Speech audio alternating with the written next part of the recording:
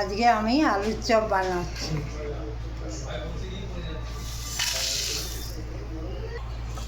জিরে, ধনে, শুকনো লঙ্কা ভেজে নিয়ে গড়িয়ে নেব। মশলাটা ঠান্ডা হোক, এই সময়ের মধ্যে আমি বেসনটা একটু চাল গুঁড়ো,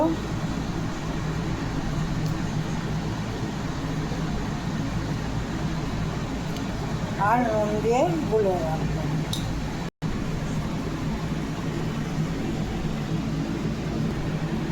আলুটাকে এবার মশলা, বাদাম আর নুন দিয়ে ভালো করে মেখে নেব। টেস্টের জন্য একটু চাট মশলা দিয়ে দিচ্ছি।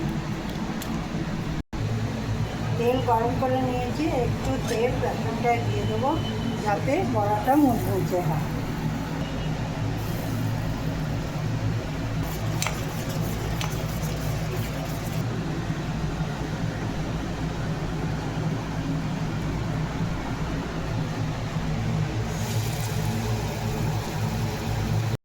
বড়াগুলো ভাজা হয়ে গেছে, আমার বিকেলের জলখাবার রেডি।